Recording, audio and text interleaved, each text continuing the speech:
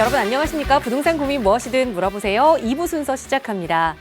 자, 많은 분들이 5월 9일 지난 토요일을 눈여겨보셨을 거라고 생각합니다. 계약이 막바지까지 이뤄졌다라는 뉴스 기사들도 보이는데요. 그 5월 9일이 지나고 나서 일요일 잠깐 쉬고 오늘 월요일이 돼서 서울 아파트의 매물 물건 건수는 급격하게 줄어들었다고 합니다. 아마 많은 전문가들이 예상했던 대로 물건 잠김이 시작된 것이 아닌가라는 흐름을 좀 보이고 있는 것 같은데 앞으로의 흐름은 어떻게 흘러가게 될지 또 정부에서는 어떤 대책을 내놓게 될지 저희 방송에서도 발빠르게 전해드릴 테니까요. 늘 함께 하시면서 놓치지 말고 체크해 보시기 바랍니다.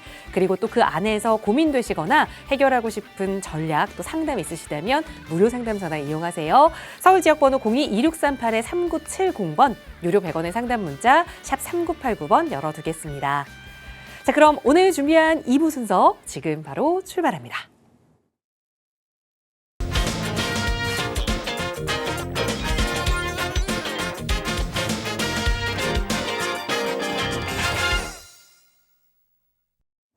네, 월요일 2부 이 시간 또 여러분께 돈이 되는 알짜 정보 전해드릴 전문가 모셨습니다. 바로 소개해드릴게요. 주식회사 차원부동산투자연구소 김문준 이사 나오셨어요. 이사님 어서 오세요. 네, 안녕하십니까. 또 매주 월요일 오후 2시에 이렇게 부동산 고민 상담 드리고 있는 차원부동산투자연구소 김문준 이사입니다.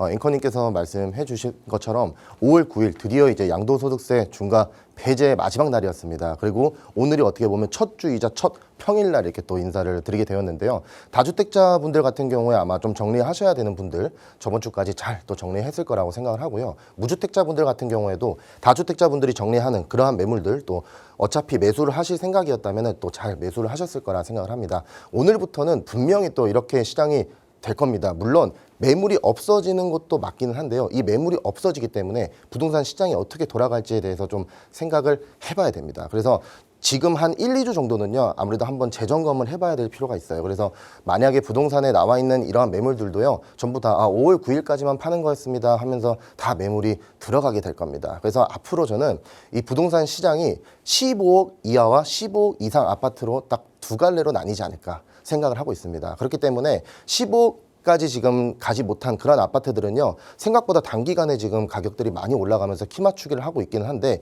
과연 그 아파트가 15억이 넘었을 때 내 아파트를 사냥해 줄 사람이 있는가 이러한 부분에 대해서 생각을 했을 때는 아닐 수도 있습니다. 그렇기 때문에 15억 이상을 갈 수 있냐 없냐 저는 그게 지금 굉장히 중요한 부분이라고 생각하거든요. 그렇기 때문에 오늘도 분명히 이 부동산 고민 많으실 겁니다. 이제 좀 정신 없으실 텐데 이 고민들 많으시면 혼자 고민하지 마시고 지금 연락 주시기 바랍니다. 제가 좀 명쾌하게 답변을 좀 드려보도록 하겠습니다. 네, 이제 또 어떻게 시장이 움직이게 될지 많은 분들이 좀 움츠리고 지켜보지 않으실까 싶거든요. 그럴 때 남들보다 좀 빠르게 고민 해결하고 싶으시다면 저희 전문가들과 함께 이야기 나눠보세요. 나가고 있는 무료 상담 전화로 함께 이야기 나눌 수 있고요. 또 문자 편하신 분들 위해서 유료 100원의 상담 문자 샵 3989번도 열어두고 있으니까 언제든 편한 방법으로 저희와 함께 소통해 보시기 바랍니다.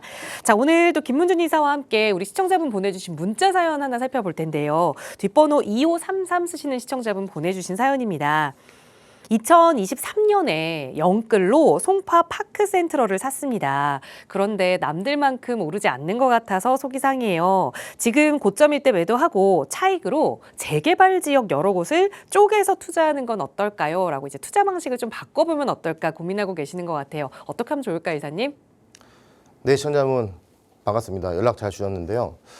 굉장히 심오합니다. 심오한데 일단 말씀 주신 지역부터 제가 보면서 말씀을 좀 드리겠습니다. 지금 현재 보면은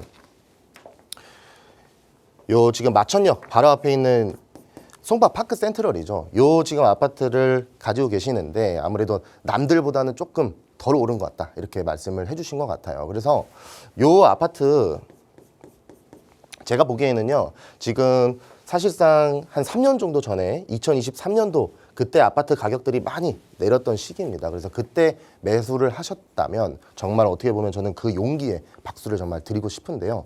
그 시절에 사실 이 파크타운 말고 조금 위로 올라와 보면은요. 이 강동구에 있는 고덕, 특히나 이 고덕에서도 상일동역 바로 앞에 있는 이 아르테온 요 아파트를 만약 샀다면은 그 당시 한 가격은 한 1억 정도도 차이가 안 나는 상황이었거든요. 그래서 여기는 현재 국민평형 기준으로 한 24억 정도가 되고 시청자분 가지고 계신 아파트는 지금 한 17억에서 한 18억 정도가 됩니다. 그래서 이게 어떤 걸 보여주는 거냐면요. 이 고덕동 명일 여기를 보면은 지금 현재 대단지 아파트들이 굉장히 많아요. 그래서 이 고덕 주공 아파트가 다 재건축이 된 거거든요. 그러다 보니까 세대수가 많으면서 이 명일역에 학원가들이 형성이 되어 있습니다. 그러면서 학군도 뭐 한영외고라든지 배재고 이런 식으로 학군도 지금 굉장히 좋은 지역이거든요. 그래서 이 아파트들 가격이 정말 1차, 2차, 3차까지 계속 가격이 올라가는 경향을 보이고 있는데 지금 시청자분 가지고 계신 아파트를 보시면은 같은 5호선에 요 지금 센트럴 요 아파트죠.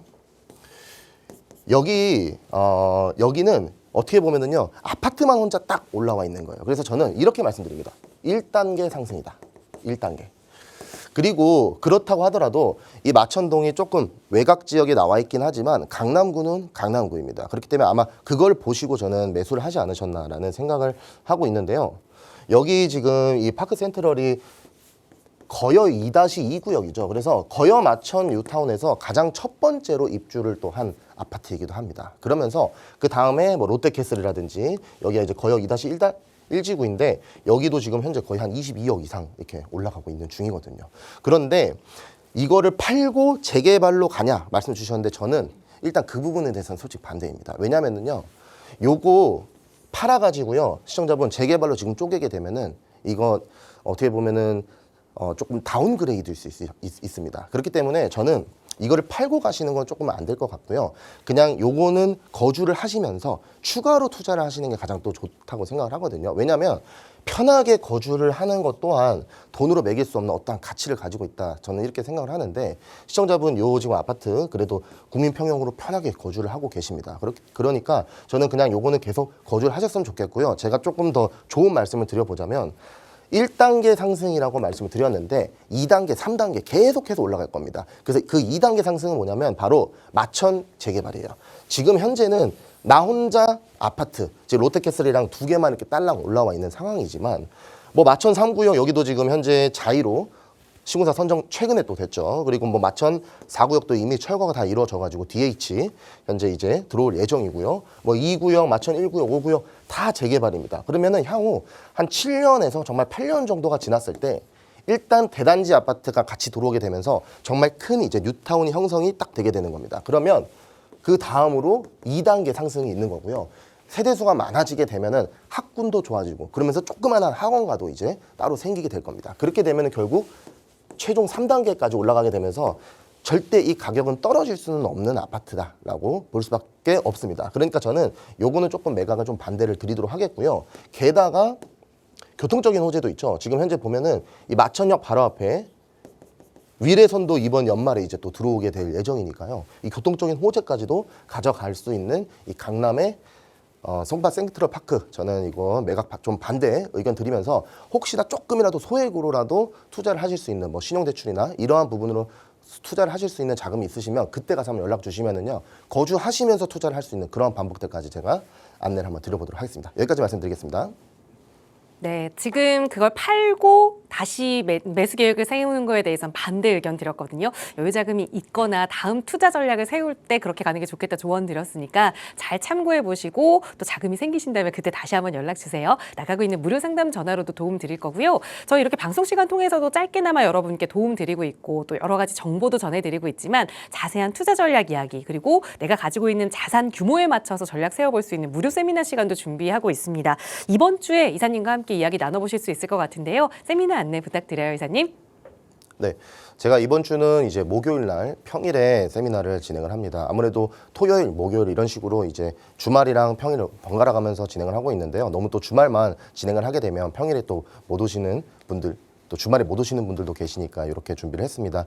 제가 이 세미나에서 이번 주에는요. 어떻게 보면 재개발, 이 역세권 재개발에 대해서 좀 말씀을 좀 드릴 예정입니다. 아무래도 지금 현재 시장이요. 모아타운이나 신속통합 이런 것들로 굉장히 과열되어 있는데 역세권 재개발이 생각보다 많이 화두가 되지 않고 있거든요. 그래서 이러한 시장에서 미리 한 발짝 좀 빠르게 움직이셔가지고 어디에다 좀 투자를 하시면 좋을까 이런 부분들에 대해서 말씀을 좀 드릴 예정이고요. 제가 이거 한마디만 딱 말씀드리겠습니다. 제 세미나에 오시면은요. 지금 당장 어떻게 보면 투자를 하지 않으셔도 앞으로 어떻게 좀 투자를 하면 좋을지, 그리고 좀 투자라고 하면 막막하잖아요.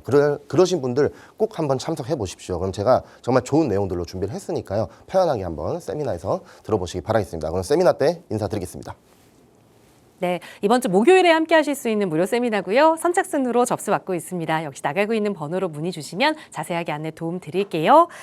자, 요즘 이제 전세값 부담은 커지고 또 아파트 가격은 점점 올라가고 그러니까 내 집 마련해야 하느냐, 전세 계속 살아야 하느냐, 뭐 여러 가지 고민들 많으실 겁니다. 그런데 그 와중에 최근 정부가 역세권 장기 전세 주택 확대 법안을 발표했거든요. 이 법안이 과연 무슨 내용이 담겨 있는지, 그리고 이렇게 된다는 게 시장에 어떤 영향을 미치게 된다는 이야기인지 좀 분석하는 시간을 가져볼게요. 이사님 전해주시죠.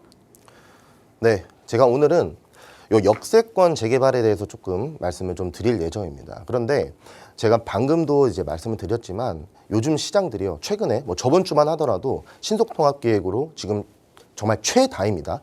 18곳이 현재 선정이 됐습니다. 정말 최다로 선정이 됐거든요. 그러면서 모아타운은 이미 선정된 지역들도 많기도 하고요. 그런데 그에 반해서 이 역세권 재개발은 생각보다 이제 많이 어떻게 보면 유명해지지 않은 부분들이 있더라고요. 그래서 제가 왜 그럴까 생각을 해봤더니 역세권 개발을 하는 데 있어서는 아무래도 허들이 좀 많았습니다. 그런데 그 허들들을 이번에 서울시에서 완전히 개편을 했습니다. 그래서 제가 그 내용에 대해서 말씀드릴 거고요. 남들과 똑같이 이 허들들이 이제 다 많이 무너졌으니까요. 들어오기 솔직히 쉬워졌거든요. 그런데 아무나 들어오게 되는 그 시장이 되면은요, 결국 나는 높은 가격에 또 들어가야 되는 겁니다. 그러니까 남들보다 조금 더 반발자국이라도 빠르게 제가 들어갈 수 있도록 이 내용을 좀 준비를 했고요. 지금 여기 제목에 보시는 것처럼 서울에 현재 325개에 있는 역이 전부 다 바뀐다 보시면 됩니다. 그래서 지금 당장 그러면 어느 지역을 좀 선점을 해봐야 될까라는 내용으로 준비를 했으니까요. 이 선점할 곳들은요, 그래서 정해져 있다라는 그러한 내용으로 제가 말씀을 드릴 예정입니다. 첫 번째로 보면은요, 이제 서울시에서 나온 보도 자료입니다. 그래서 가장 또 최근에 나온 자료인데, 여기 보시면은 이제 325개 역세권을 복합개발 대상지로 바꾸겠다라고 되어 있죠. 그리고 서울시는요, 역세권 하면은요, 사실 이동만 하는 걸로 굉장히 또 어떻게 보면 포커스를 맞췄었거든요. 그런데 이동만 하는 게 아니고 이제 역세권을 생활도 하고, 그리고 거기서 문화도 즐기고 한 번에 모든 것들을 할 수 있는 그러한 복합개발 대상지로 본격화하겠다라는 내용에 대해서 나온 거니까요. 요 아래 나와 있는 내용들이 있는데요. 제가 뒤에서 하나하나 말씀을 드리겠습니다. 자, 그러면 어떤 것들이 나왔나? 크게 서울시 역세권 전면 개편을 발표한 겁니다. 그래서 서울 325개, 이 계속 제가 이 325개 말씀드리는데 이게 뭐냐? 역세권, 서울에 있는 역을요, 전부 다 모으면은요, 325개가 나옵니다. 그래서 이 325개를 역세권 개발을 할 수 있게끔 일단 확대를 해준 거고요, 첫 번째로. 그 다음에 이동 거점, 방금 제가 말씀드린 이동에서 생활로 갈 수 있도록 만들고요. 그리고 직주락, 복합 도시의 전환입니다. 이렇게 되면 결국에 이 서울에 어떻게 보면 도시의 구조가 저는 많이 바뀔 거라고 생각을 하거든요. 그래서 이 왼쪽에 보면은요, 서울시장이 이렇게 또 기자 설명회도 하고 있는 겁니다. 그래서 이 다음 페이지에 지금 보면은요, 이 직주락이 그럼 도대체 무엇인가? 여기 보시면 서울 역세권 직주락 활성화 전략입니다. 이 전략 자체가 역세권 직주락인데 이제 앞으로 분명히 많이 듣게 되실 거고요. 왼쪽에 나와 있는 요 영상은요, 서울시에서 라이브 스트리밍으로 기자 설명회 한 것들을 나와 있는데요. 한 30분도 조금 안 되는 가량의 영상이거든요. 그래서 한번 혹시라도 좀 추가적으로 보실 분들 보시면 굉장히 좀 도움이 될 내용들인데요. 직주락, 그럼 직주락이 도대체 뭐냐? 바로 직주락은요, 한 곳에서 끝내는 도시입니다. 그렇기 때문에 직은 직장이죠. 일터, 주, 삼터, 락, 즐기터, 그러니까 문화. 그래서 일터, 삼, 문화를 한 번에 즐기는 겁니다. 그래서 이동은 좀 줄이고요. 삶을 역세권 안쪽으로 모은다. 이렇게 보시면 됩니다. 그래서 역세권 재개발에 있어서 이제 전면 개편한 내용들인데요. 크게 4가지 정도가 있습니다. 그래서 325개는 제가 방금 말씀드렸고요. 두 번째로 환승역. 요 환승역 잘 기억해 두십시오. 환승역 용적률을요, 최대 1300% 상향해 줍니다. 이거 정말 높은 용적률입니다. 그래서 환승역 용적률을 정말 최대 1300%까지 갈 수 있도록 할 거고요. 그 다음에 세 번째로는 공공기여. 역세권 재개발 하면은요, 사실 이 공공기여 하는 부분들이 굉장히 물론 인센티브를 줘서 용적률을 많이 올려주긴 했지만 이 공공기여를 하는 부분들 때문에 인기가 조금 적었던 부분도 사실입니다. 그랬는데 그 부분이 50% 정도 됐었거든요. 근데 이제 30%로 이걸 완화해 주는 겁니다. 이거는 엄청난 겁니다. 이렇게 완화를 해주면은요, 민간 참여자들이 분명히 많이 늘어나게 될 거고요. 여기서 또 봐야 할 포인트는요, 바로 비강남권. 서울시는요, 명확합니다. 이 강남과 비강남의 균형 발전에 대해서 계속 생각하고 있는 거거든요. 그러니까 이 역세권 재개발은 어떻게 보면은 강남 3구에 대해서 많이 해주는 그런 개발보다도 강남 3구가 아닌 조금 더 외곽 지역 이런 부분들을 좀 찾아봐야 되겠죠. 그래서 그러한 지역들도 제가 또 말씀을 드릴 예정입니다. 그리고 네 번째로는 역세권의 범위 확대입니다. 이 범위가요, 250m까지가 보통 역세권이었는데 이거를 500m까지도 늘려주고요. 그리고 주택 공급 확대. 지금 사실 많은 부동산 규제들이 계속되고 있다고 생각하지만요, 이렇게 규제를 완화해주고 있는, 어떻게 보면은 뭐 신속통합도 그렇고요, 모아타운도 그런데 역세권 재개발이 지금 가장 많이 완화해주고 개편되고 있거든요. 그래서 이러한 내용들이 많이 알려져 있지 않기 때문에 꼭 집중해서 보셔야 됩니다. 그래서 이 네 개를요 합치면은요, 한마디로 규제는 풀고 밀도를 올리고 속도를 붙이겠다라는 이야기로 들리고 있습니다. 자, 그러면은 역세권 재개발 하면은 굉장히 사실 막막하잖아요. 그럼 뭐가 역세권 재개발일까? 앞으로 지금까지는요, 이 두 개를 기억하시면 가장 좋아요. 역세권 장기 전세 주택, 역세권 시프트죠. 많이 들어보셨을 겁니다. 말 그대로 역세권 개발을 하면서요, 장기 전세 주택을 많이 넣어서 인센티브를 준다라고 보시면 되겠고요. 그 다음에 이 두 번째로는 역세권 활성화가 있습니다. 그래서 이 역세권 활성화는요, 장기 전세 주택이 아니고요. 아무래도 뭐 도서관이라든지 뭐 산후조리원, 그다음에 노인복지시설 이러한 것들을 좀 어떻게 보면은 기부 체납하면서 개발을 할 수 있는 그러한 개발이 또 역세권 활성화인데요. 지금 현재 이 역세권 직주락 활성화 전략이랑 가장 어울리는 개발이다라고 볼 수 있겠습니다. 그 다음에 나머지 두 개는요, 이 성장 거점형 도심 복합이랑 간선도로변 활성화가 있는데 요거는 신규입니다. 그래서 이렇게 크게 일단 네 가지 정도로 접근을 하시면은 되겠습니다. 자, 그러면 첫 번째로 이 장기 전세 주택 역세권 시프트죠. 이 역세권 시프트에서 어떤 것들이 좀 핵심적인 내용이냐라고 보면은요, 첫 번째로 공급 확대입니다. 그래서 향후 5년간 92,000호 정도를 공급하겠다라는 내용이 있고요. 그 다음에 두 번째로는 대상지 확대예요. 여기는 역세권의 기본 지금 250m 역세권 재개발이었는데 이거를 500m까지로 확대를 해주는 겁니다. 그리고 마지막으로는 사업 속도의 개선입니다. 그래서 종합 인허가로 인해서 약 5개월 정도를 단축한다 이런 내용인데, 이게 어떤 내용이냐면요, 사실 이 역세권 재개발은요, 정말 이 정비구역이 어떻게 보면 지정되기까지 시간이 굉장히 오래 걸리거든요. 근데 이러한 것들을 좀 빨리빨리 이제 이런 행정 처리들요 빨리빨리 해줘가지고 하겠다는 얘기입니다. 그래서 여기 보시면은 과거에는 이제 사전 검토라든지 계획 검토 이런 식으로 이제 진행이 됐다면은요, 이것들을 하나로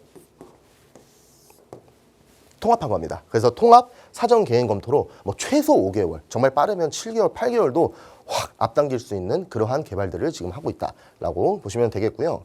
그 다음에 말씀드릴 거는 이 역세권 지금 개발을 함에 있어서 운영 기준이 좀 까다로웠습니다. 그렇다 보니까 지금까지 좀 개발을 하기는 쉽지 않았던 부분들이 많았거든요. 노후도 30년 이상 60% 이상 요거는 다 똑같기 때문에 동일합니다만, 지금 아래 보시면은요, 이 과속 필지 비율 150m 미만이 40% 이상 또는 2층 이하 건축물을 비율이 50% 이상인데, 생각해 보십시오. 역세권처럼 그렇게 좋은 지역에 2층 이하 건물이 50% 이상인 지역들이 많았을까요?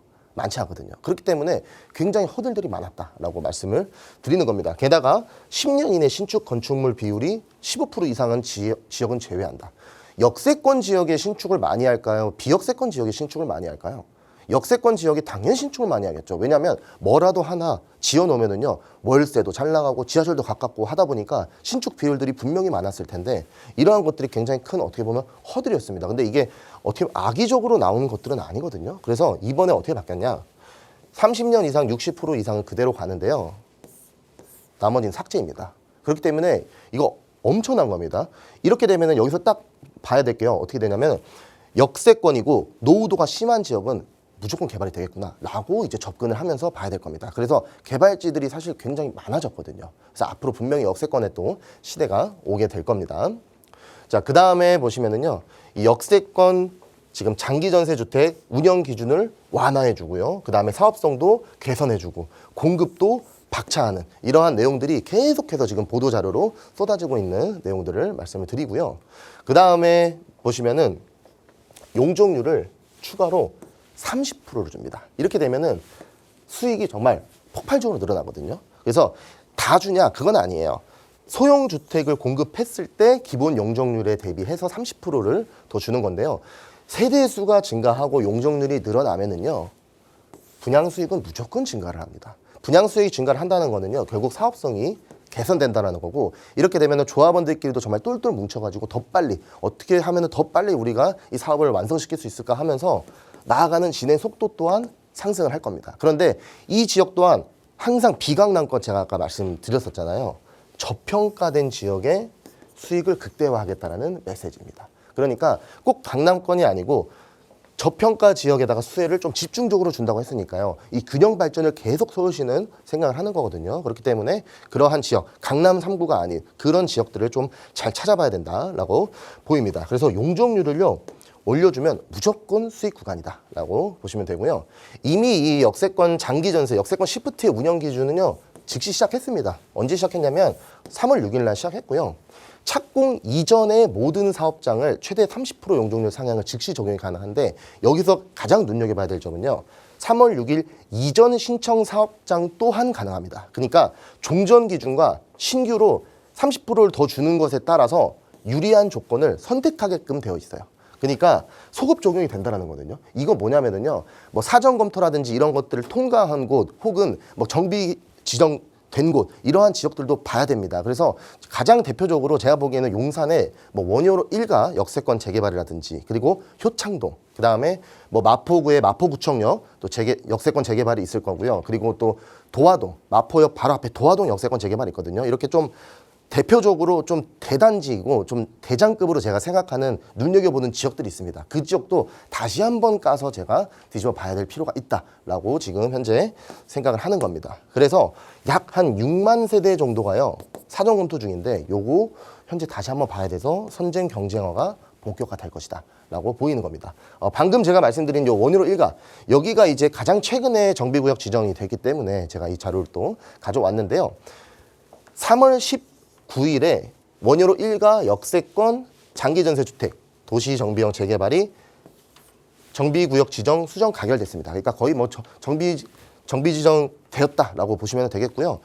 여기 원효로 1가 바로 앞에 남영역 있고요. 그 다음에 효창공원역이 있어서 더블 역세권이거든요. 저는 이 원효로 1가를 가장 대표적인 케이스라고 생각을 합니다. 그래서 여기를 역세권 시프트 1세대라고 칭을 하는데요. 저는 왜냐면 세대수가 굉장히 커요. 그래서 이 지역이라든지 아니면 이 바로 옆에 효창공원 역세권, 여기도 거의 한 3,000세대 이상 대단지거든요. 이 참 재밌어요. 여기가요, 이 원효로 1가가 2021년도 이때 건축 행위 제한이 들어가서 약 한 5년 동안은 신축이 없었거든요. 그래서 드디어 2026년도에 정비구역 지정이 된 겁니다. 그래서 굉장히 오래 걸렸죠. 역세권 재개발 오래 걸려요. 근데 이 효창공원 같은 경우에는요, 원효로보다 약간 늦게 시작했는데 더 빨리 지정됐거든요. 그러니까 누가 먼저 될지는 모르는 겁니다. 하지만 되기는 된다. 역세권 재개발이요. 그러니까 노후도가 심하고 역세권인 이런 지역들을 지금 잘 찾아봐야 되는데요.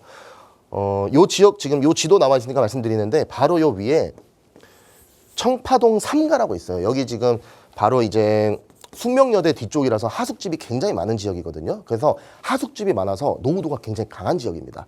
여기도 지금 현재 역세권 재개발을 하려고 지금 움직임들이 있는데, 저는 여기도 조금 눈여겨봐야 할 지역으로 보고는 있습니다. 그런데 이 재개발이라는 게요, 한 번에 바로 되는 게 아니에요. 이 지역도 역세권 시프트 1세대 때 진행을 했다가 안 됐고요. 그래서 그냥 흐지부지 됐다가, 그래서 어쩔 수 없이 모아타운으로 또 진행했다가 또 모아타운도 요건들이 막 바뀌고 하다가 보니까 안 됐거든요. 그래서 지금 현재 역세권 시프트 어떻게 보면 1세대 아니고 이제 1세대는 못합니다. 2세대짜리로 진행을 하고 있는 것 같은데, 분명히 제가 보기에는 잘 될 지역이다 라고 생각을 합니다. 요 1세대, 2세대가 나오니까 갑자기 제가 말씀드리면은요, 1세대는 크게 대단지로 갈 수 있는데, 요즘 역세권 재개발을 한다고 하면은요, 이런 거 많이 보셨을 거예요. 뭐 A1, A2.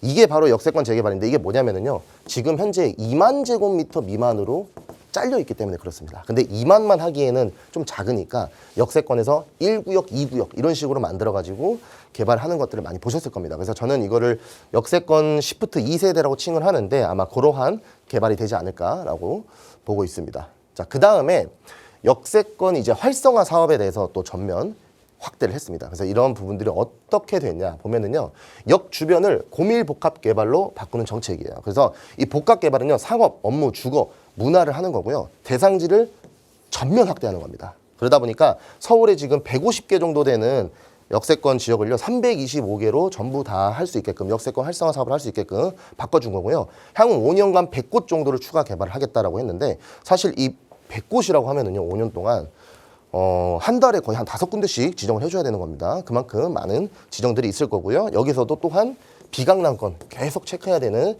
단어입니다. 그래서 공공기여를 낮춰주니까 민간 참여를 증가를 하겠다라는 내용이고요.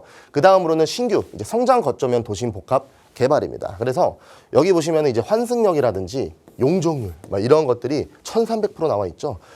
싱가포르 마리나원 수준으로 나오는 건데요. 요거 6월 달에 이제 공모가 서울시에서 나올 예정이거든요. 그래서 저도 또한 기다리고 기대하고 있는 중인데요. 일반 상업지역 수준으로 용적률을 허용한다고 하니까요. 굉장히 좀 기대가 많이 되는 사업입니다. 그래서 도시에 정말 급이 바뀌는 사업이다라고 보셔야 되고요. 그 다음에 마지막으로는 간선도로변 성장 잠재력 활성화 사업인데요. 그냥 간단하게 간선도로변 활성화입니다. 그래서 이건 뭐냐면요, 역세권만 개발을 하니까요, 역과 역 사이에 큰 간선도로를 가지고 있는 그러한 곳들 있죠. 거기에 개발 격차를 좀 해소하려고 나온 겁니다. 그래서 35m 이상 간선도로 중심으로 봐야 되고요. 상업지역 정도로 또 용도지역을 상향해 줍니다. 그래서 도로도 앞으로는 역뿐만이 아니고요, 도로도 정말 돈이 되는 구간인데요. 이 5월 공모 예정으로 되어 있는데 요거 지금 현재 6월로 다시 한번 미뤄지긴 했습니다. 그래서 요거 또한 신규니까 관심을 좀 가져보면 좋겠습니다. 자, 그래서 그러면 어디가 오르냐? 바로 환승역, 제가 말씀드렸죠. 환승, 노후도가 강한 곳, 그 다음에 비강남권, 그리고 사업성이 또 좋은 곳, 이런 곳들이 있습니다. 그리고 간선도로와 개발축을 이제 움직일 수 있는 곳으로 가야 되는데요. 조건 맞춘 곳으로만 돈이 몰리는 겁니다. 그러다 보니까 환승역, 노후도, 비강남 지금 정말 반발짝 빠르게 선점해야 되거든요. 제가 정말 많은 구역이 있지만 짧게 한 군데만 그냥 말씀드리겠습니다. 생각나는 김에 여기 보시면은 강남 3구가 아니지만 강남 3구랑 딱 붙어 있습니다. 비강남권이라고 보면서 들어갈 수 있는데, 어떻게 보면 저는 여기 이 동작구가 사당동이에요. 이 사당동은 굉장히 개발을 많이 해주거든요. 최근에도 드디어 이 사당 21구역이 또 이렇게 신통으로 지정이 됐죠. 그러면서 뭐 15구역, 16구역 굉장히 많은 개발들이 있는데, 저는 눈여겨보는 지역이 바로 이 지역입니다. 빨간 색깔. 여기 보시면은 이수역이 이렇게 4호선과 7호선 환승역이고요. 여기 노후도 굉장히 심하거든요. 그래서 노후도가 거의 한 70% 가까이 되는데, 제가 한번 이 자료를 보여드리겠습니다. 이 지도에서 방금 보여드렸던 위치인데요. 이수역 바로 앞에 이러한 지역이 있습니다. 그래서 역세권에서 250m에 딱 들어오고요. 주거지역인데다가 70% 노후도를 가지고 있습니다. 30년 이상. 그래서 2만 제곱미터 이하로 되어 있으니까요. 뭐 꼭 역세권 시프트여도 되고요. 역세권 활성화여도 되겠고, 아니면은 아까 민복 같은 경우에 뭐 성장 잠재력 민복도 한번 검토를 해봐야 되는 이러한 부분이 아닐까라고 생각하는 지역입니다. 그래서 이렇게 제가 한번 마무리를 드려보면서요, 많은 지역들이 있습니다. 그래서 세미나에 오시면은 좀 더 자세하게 안내를 좀 드려보도록 하겠습니다. 여기까지 말씀드리겠습니다. 네, 역세권 개발과 관련해서 우리가 관심 있게 봐야 하는 지역까지 좀 일러드렸는데요. 이런 이야기 조금 더 자세히 나눠볼 수 있는 무료 세미나 시간 준비하고 있습니다. 김문준 이사와 함께 하실 수 있는 시간 이번 주 목요일 5월 14일에 예정이 되어 있는데요. 이사님 소개 부탁드려요. 네. 제가 이번 주 목요일 날 지금 세미나 준비했습니다. 그래서 방금 제가 말씀드린 것처럼 역세권 재개발 굉장히 많은 지역들이 있습니다. 지금 좀 시간이 짧아서 한 군데밖에 말씀을 못 드렸지만 한 군데뿐만이 아닙니다. 정말 많습니다. 그래서 그러한 지역에 정말 아직 안 알려져 있는 부분들 많으니까요. 제가 그러한 지역들도 좀 세세하게 설명해드리면서 소개를 해드리는 시간 가지도록 하겠습니다. 그래서 좀 궁금하신 분들 지금 연락 주셔가지고 세미나 시청하시기 바라겠습니다. 네, 방송은 시간이 제한적이라서 또 전해드리지 못하는 정보들이 아직까지 많이 있습니다. 더 자세한 정보 전해드릴 수 있는 시간, 그리고 또 여러분 가지고 계시는 1억에서 한 4억 정도의 그 투자 자금에 맞춰서 전략 세워볼 수 있는 귀한 시간이니까요. 세미나 참여 원하신다면 나가고 있는 번호로 문의 주세요. 자세하게 안내 도움 드리겠습니다.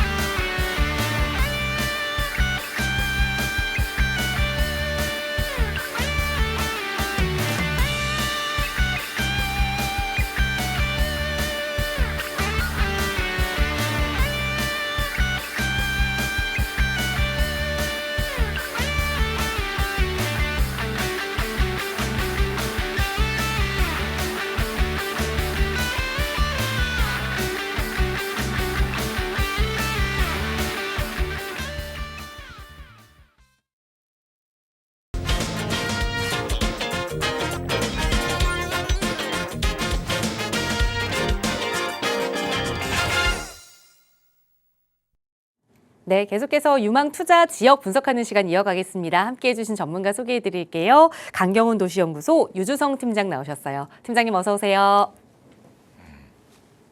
네, 안녕하세요 시청자 여러분 반갑습니다. 저는 여러분들의 든든한 투자 계획가 강경훈 도시연구소의 유주성 팀장입니다. 오늘도 여러분들 투자 계획 설립에 제가 도움이 될 수 있도록 좋은 정보 전달해 드리도록 하겠습니다. 걸리버 여행기를 쓴 유명 작가인 조나단 스위프트는 이런 말을 했습니다. 비전이란 남들이 보지 못하는 것을 보는 예술이다. 이는 부동산에도 적용시킬 수 있는데요. 남들처럼 그냥 다 이미 완성되고 화려한 그런 스카이라인을 따라가게 되면요. 한 발 늦습니다. 하지만 남들 눈에는 그냥 평범하고 낮고 그런 낡고 그런 저층 주거지인 지역들을 보게 되면 또 이 전문가들의 또 눈은 또 다르거든요. 거기서 또 보여지는 그런 스카이라인들이 또 새롭게 또 이루어지는 것들을 또 우리가 확인할 수 있습니다. 그래서 저 오늘 방송은 저 여러분들께 이 보이지 않던 비전에 대해서 잘 보일 수 있도록 제가 또 쉽게 풀어서 설명드릴 테니까요. 오늘 방송도 또 끝까지 시청 부탁드리겠습니다. 감사합니다. 네, 보이지 않는 비전을 보고 또 투자하고 전략 세우는 게 저희 부동산 전문가들이겠죠. 여러분께 그런 도움 드리고 있습니다. 언제든 더 자세한 전략 세워보고 싶으시다면 나가고 있는 무료 상담 전화 02-2638-3978번 그리고 유료 100원의 상담 문자 샵 3989번 이용하시고요. 자, 오늘 팀장님과 함께 떠나볼 지역은 정말 요즘 투자처로 각광받는 곳 하면 가장 먼저 떠오르는 지역이 아닐까 합니다. 광진구 이야기를 나눠볼 텐데 그중에서도 북부 역세권 중심으로 좀 이야기 나눠보고자 합니다. 전해주시죠. 네, 오늘 제가 광진구 북부 역세권 말씀드릴 건데 제가 말씀드리기 전에 제가 제목을 오늘 지도에 없는 스카이라인을 그리다라고 잡았습니다. 스카이라인이라는 것은 기본적으로 하늘과 땅이 만나는 지점이거든요. 아파트나 건물이 보통 이렇게 있게 되면 뒤에 예를 들어 산이 이렇게 들어간다. 그럼 이렇게 그려지는 것이 스카이라인이다. 하늘과 땅이 만나는 건축물이나 자연물이 만나는 그 지점이 스카이라인인데 보통 스카이라인이 있게 되면 보통 건축물이 높거나 아니면 자연물이 높은 지역들을 보통 얘기를 합니다. 네, 하지만 서울 특히 도심 지역에서 서울 지역에서 스카이라인을 얘기한다 그러면 보통 아파트가 제일 많습니다. 대부분이 이제 그 강남 쪽에 도곡동을 보시게 되면 스카이라인에서 가장 중요한 것을 이루는 것이 이제 도곡동 타워팰리스거든요. 그러니까 주택이 아파트가 이제 가장 이런 높은 스카이라인에 경관을 좀 이룬다 이렇게 보시면 되겠는데 그래서 오늘은 제가 이제 기존의 지도에 없던 스카이라인이니까 저층주거지 빌라가 많은 지역들이 보통 그렇게 얘기를 할 수 있는데요. 오늘 그 지역이 이제 스카이라인이 있게 바뀐다. 그런 지역을 오늘 말씀드릴 겁니다. 쉽게 말씀드리면 이제 아파트로 바뀌는 그런 지역들이 어디일까? 오늘 광진구 북부의 역세권 주변 개발을 위주로 제가 오늘 말씀을 드리도록 하겠습니다. 이제 여기가 광진구 북부지구인데요. 여기 보시게 되면 지금 여러 가지 지역들이 있습니다. 그 중에서 이제 주목할 만한 지역들이 중곡 1동의 A5구역과 A6구역이 있습니다.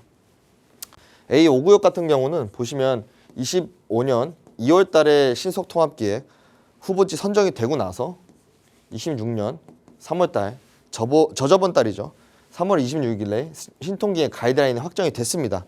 그리고 이 A6구역 여기도 보시게 되면 현재 지금 연범부여 지금 동의서 단계에 있다 이렇게 보시면 되겠고 중곡 2동의 이제 D2구역, D2구역도 지금 보시게 되면 연범부여 지금 단계에 있다 이렇게 여기가 이제 중곡 2동, 여기가 중곡 1동입니다.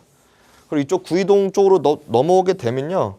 이제 구이동 보시게 되면 구이동 기존에 46번지 일대 여기가 이제 26년 2월 달에 대상지 신속통합계획 대상지 선정이 되었습니다.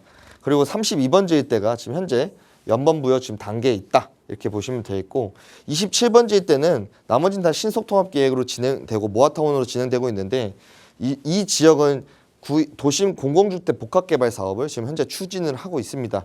그래서 여기도 좀 유심하게 또 보실 지역이다 이렇게 보시면 되겠고 마지막으로는 이제 능동 어린이대공원 이제 가칭 A12, A13, A14구요. 지금 제가 이렇게 표시를 해놨는데요. 이 지역들이 지금 있게 되고요. 이 지역은 지금 선도 시범지구로 지금 얘기가 되고 있는 그런 이슈가 되고 있는 그런 지역 중입니다. 그래서 제가 오늘 첫 번째로 말씀드릴 지역은 이제 A5구역인데요. A5구역 같은 경우는 지금 신속통합기획 가이드라인이 확정이 됐기 때문에 이 지역에 이제 선도지구로서 역할을 지금 하고 있다. 이렇게 또 보시면 되겠습니다. 그래서 A5구역 지금 종합 구상도를 먼저 보시게 되면요. 여기가 A5구역이고요. 여기가 A6구역입니다. 지금 이런 식으로 보시게 되면 이 지역은 이제 중랑천과의 연계성을 위해서 지금 산책로를 조성을 해라 지금 얘기를 하고 있고요. 또한 이 김고랑로 지금 복원 사업이 또 이슈가 되고 있죠. 기존의 김고랑천을 복개한 김고랑로가 지금 복원 사업이 지금 이슈가 있기 때문에 이 지역도 녹지 연결망을 지금 만들고자 하는 지금 이슈가 있는 것이고요. 그리고 이쪽을 또 보시게 되면 제가 아까 말씀드렸던 스카이라인이 이런 식으로 형성이 되어 있습니다. 그래서 이 가쪽은 좀 낮게, 중앙 쪽을 좀 높게 해서 주동 배치를 좀 위쪽 가운데가 좀 몰려 있는 형식으로 했다. 대부분 다 이런 식으로 가운데가 좀 높은 형식을 띠고 있습니다. 그리고 이 지역을 또 보시게 되면 굉장히 좀 의미가 있는 것이 여기가 24,000평 정도 되거든요. A5구역이 24,000평 정도에 여기는 이제 우리가 알 수 있는 점이 3종 위반 주거 지역이 대표 지역이고 용적률이 300 정도 받았다 하면 최고 층수는 35층 정도가 될 것이고 공동주택 총 세대 수는 약 2,200세대 정도가 될 것이다라고 이거를 토대로 우리가 예측을 해볼 수가 있습니다. 그리고 또한 속도도 좀 예측을 해볼 수 있는데요. 2025년 2월 달에 재개발 후보지로 선정이 되었고요. 2025년 6월 신송통합계획 착수, 11월 달에 1차 자문회의, 12월 달에 2차 자문회의, 2026년 1월 달에 3차 자문회의를 거쳐서 26년 3월 26일에 지금 보고 계시는 가이드라인이 확정이 되었다라고 볼 수 있습니다. 지금 이걸 보시게 되면 우리가 이 지역에 이 정도 사이즈면 한 1년 정도 걸리는구나. 신속통합계획 가이드라인이 확정되는 데까지. 보통 이렇게 보시게 되면 우리가 가시권에 들어온다고 보통 표현을 하거든요. 이 가시권까지는 약 1년 정도 걸리는구나. 우리가 예측을 해볼 수가 있습니다. 지금 보고 계시는 이게 이제 지구 단위 계획 결정 조서 전에 이제 예상을 하는 건데요. 보시는 것처럼. 보시게 되면 이쪽 중랑천 라인은 좀 중저층형을 배치를 해서 좀 낮게 배치를 해라 얘기를 했고, 그 다음에 위쪽에 이 김고랑로가 있는 이 위쪽 라인은 지금 복원 사업이 이슈가 있기 때문에 강이 들어오죠. 강이 있으면 이 지역은 가로 활성화 시설을 통해서 상가를 좀 배치를 해라 얘기를 하고 있고요. 그리고 두 가지의 지금 보행로 이런 식으로 배치를 해서 걸어 다닐 수 있게끔 소통력을 좀 높인 것을 보여지고, 그 다음에 또 아래쪽 같은 경우는 A6구역이 지금 여기도 아파트를 지을 수 있는 그런 지역이기 때문에 개방형 공동이용 시설을 이쪽 아래쪽으로 배치를 해서 A6구역과의 연계성을 또 한 것으로 또 보여지고 있습니다. 마찬가지로 이쪽에 공공복합청사와 그러니까 주민센터나 이런 게 들어가고 공원도 들어가는 이런 형식이 되고 있다. 그래서 A6구역에 대한 이슈도 지금 A5구역에 같이 볼 수 있다. 또 이렇게 보시면 좋겠습니다. 그래서 바로 다음으로 보시면 이게 아까 제가 말씀드린 스카이라인이 이런 식으로 이렇게 형성이 되어 있는 것이고요. 이 아래쪽에 주민 공동이용 시설을 배치해라 이렇게 보시면 되겠습니다. 굉장히 이쁘고 아름다운 이런 아파트가 나오게 됩니다. 저도 이렇게 나오게 됐네요. A6구역과 D2구역 다른 구역들이 굉장히 지가가 많이 상승할 것으로 좀 보여지고 있습니다. 그래서 A6구역으로 바로 이어서 말씀드리면요.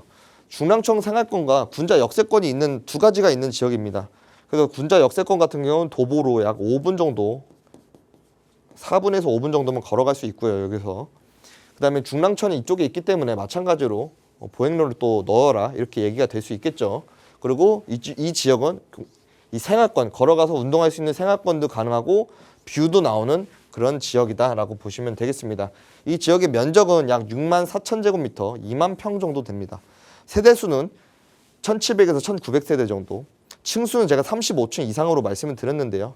여기도 3종 위반 주거 지역이 충분히 가능하고요. A5구역이 바로 위에 붙어 있다 보니까 이 지역은 35층이 되더라도 여기는 36층 이상이 될 수밖에 없는 것이 역세권에 좀 더 가깝습니다. 그렇기 때문에 경가지구는 보통 여기랑 층수를 조금 더 높이 하는 경향이 있기 때문에 여기는 36층, 하시면 40층은 넘지 않습니다. 상업지구에 대비해서 좀 낮은 거를 층수를 형성을 해야 되기 때문에 36층 정도 이상이 되지 않을까 저는 그렇게 보고 있습니다. 다음 구역은 중곡 이동 D2구역입니다. 이 구역은 군자 역세권과 김고랑천 복원 사업이 예상이 되고 있는 지역이죠.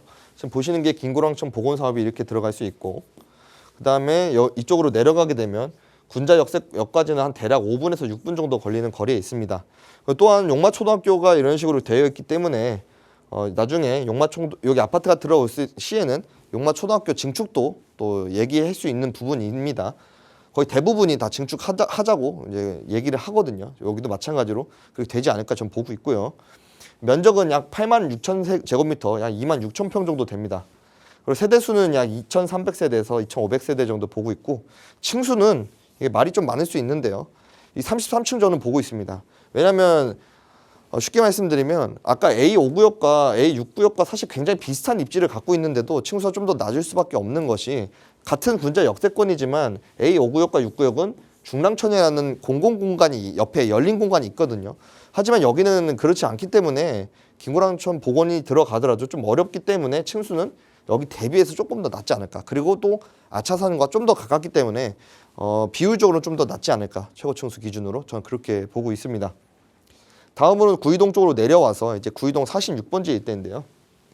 이 지역은 특징이 이제 아차산 역세권이고 배수지 체육공원, 아차산 배수지 체육공원이 있습니다. 그래서 장점이 여기가 이제 배수지 체육공원인데요. 아파트가 이렇게 올라가게 되면 여기도 마찬가지로 영구조망권이 어느 정도는 확보가 되고 녹지에 또 붙어 있는 그런 지역들이다, 이렇게 보시면 되겠습니다. 여기가 이제 아차산역이 있고요.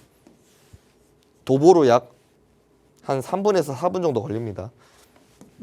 여기도 500m 2차 역세권 이내에 들어가는 그런 지역이다라고 보시면 되겠고, 사업 면적은 약 10만 제곱미터, 약 3만 2천 평 정도 됩니다. 세대수는 2,900세대, 3,200세대고, 전 최고 층수 같은 경우는 이제 좀 갈릴 수 있는데요. 약 34층을 보는 이유가, 여기가 3종이고 3종 일반 주거지역, 여기가 2종 일반 주거지역, 이 뒤쪽이 1종 일반 주거지역인데, 이 대로변에 붙어있는 천호대로변에 붙어있는 이쪽 라인이 좀 큰 아파트, 고층 아파트 주동이 배치가 되고, 이 뒤로 갈수록 위쪽으로 가면 갈수록 점점 낮아지는 형국이 되지 않을까라고 전 개인적으로 예상을 하고 있습니다. 다음으로는 구이동 32번지 일대인데요. 이 지역은 아차산 역세권이고 2차 역세권은 아닙니다. 한 700m 정도 되기 때문에 3차 역세권 정도다, 생활 역세권 정도다 보시면 되겠고, 신송통합기획 연적 지역입니다. 아까 여기가 46번지 일대이기 때문에 바로 붙어있다, 이렇게 보시면 되고, 도보로는 한 8분 정도 걸립니다. 여기서. 그리고 이 지역은 면적이 8,700평 정도로 작고요. 세대수도 마찬가지 650에서 750세대.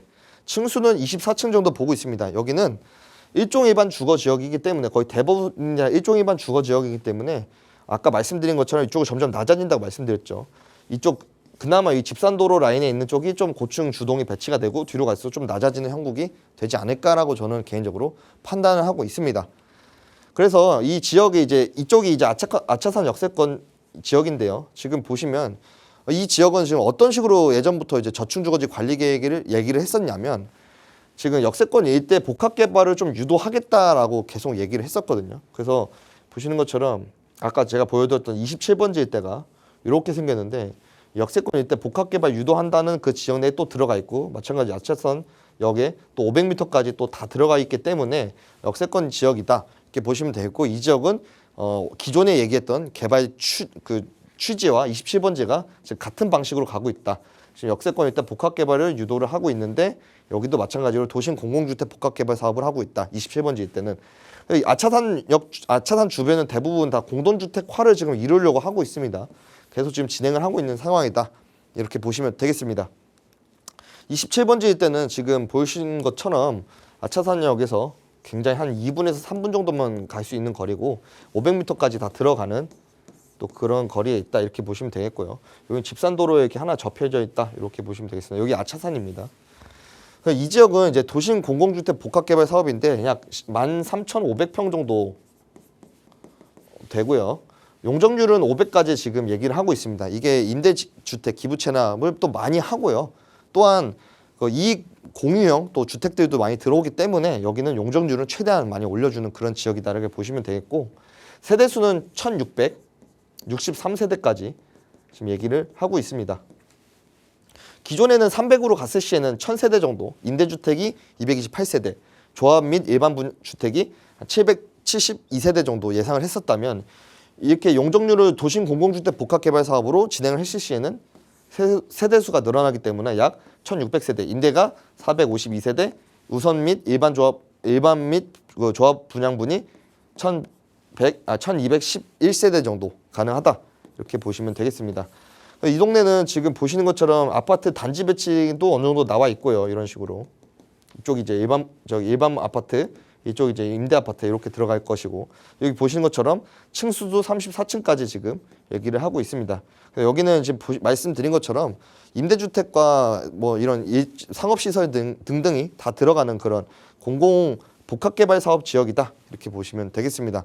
그래서 제가 오늘 주목할 만한 유망 지역은요, 아차산 역세권 구의 이동의 도심 공공 복합개발 사업 추진 지역이고요. 이 지역이 지금 1.5룸이 약 7평 정도 전후에 있고, 매매 가격은 약 3억대 후반으로 지금 형성이 되어 있습니다. 그리고 실투자금은 약 1억 5천대 형성이 또 되어 있기 때문에 1억대 투자하신 분들이 굉장히 주목해 보실 만한 그런 지역이다 라고 보시면 되겠고요. 이 지역 제가 다시 한번 정리해드리면, 이게 제가 AI로 만든 그림인데요. 지금 아파트가 이렇게 없습니다. 다 저층주거지로 되어 있는데, DSC는 이렇게 아파트가 들어가 있다. 여기는 이제 복합개발을 했던 이런 모습이고, 이런 식으로 되지 않을까. 굉장히 기존 주거지역과 달라지지 않을까라고 저는 보고 있습니다. 정리해드리면 아차산 역세권 지역이고 약 500%의 용적률이 가능한 주택 복합개발 사업 지역이다 라고 말씀을 드리면서 제가 오늘 강의는 여기서 마치겠고요. 또 궁금한 점 있으시면 지금 나가는 대표번호로 언제든지 전화 주시면 제가 또 친절하게 또 상담해 드리도록 하겠습니다. 네, 현재는 그러니까 정말 소액이라고 할 수 있는 한 1억 5천 정도로 투자를 볼 수 있지만, 좀 나중에 우리 AI로 또 멋진 그림을 보여주셨는데 30층이 넘는 고층 아파트가 내 집이 될 수 있는 그 발걸음이 될 수 있는 투자를 해놓는 방법을 좀 전해드렸거든요. 조금 더 자세한 전략 원하신다면 나가고 있는 무료 상담 전화 이용하시거나 또 팀장님과 함께하는 무료 세미나 시간 이용해 보셔도 좋을 것 같아요. 세미나 안내 부탁드릴게요, 팀장님. 네. 저희 강경훈 도시연구소 세미나는요, 매주 수요일과 토요일 오후 1시에 있습니다. 이번 주는 1억에서 4억대 재개발, 초기 재개발 그 지역 분석을 주제로 진행이 됩니다. 그래서 이번 주는 1억에서 4억대 재개발 좀 다양하고 좀 투자하기 좀 좋으신 그런 지역들 위주로 준비를 했고요. 그래서 이번 주는 이제 지역 분석 위주로 진행을 할 겁니다. 그래서 재개발 초기 언제 들어가야 되는지, 또 어떻게 들어가야 되는지, 또 어떤 지역을 들어가야 되는지에 대해서 지역 분석을 통해서 또 말씀을 드릴 테니까요. 오늘 세미나, 또 내가 이제 이번에 좀 준비를 하고 있다, 또 재개발 투자 고민 중이시다, 이런 분들은 꼭 지금 바로 저희 강경훈 도시연구소 세미나 신청하셔서 재개발 또 투자한 때 도움이 되는 또 그런 시간 가지시는 여러분들이 되시기를 바라겠습니다. 감사합니다. 네, 재개발 투자에 대한 마음은 먹었지만 우선 첫 걸음부터 조금 어려워지는 게 그 지역을 어떻게 선정해야 하는가 부분이죠. 그 부분 풀어갈 수 있는 세미나니까요. 나가고 있는 번호 저희 방송 시간 이후에도 열어둘게요. 편하게 문의 주시기 바랍니다. 아울러 저희 프로그램은 여러분께 보다 다양한 정보 제공하기 위해 마련되고 있습니다.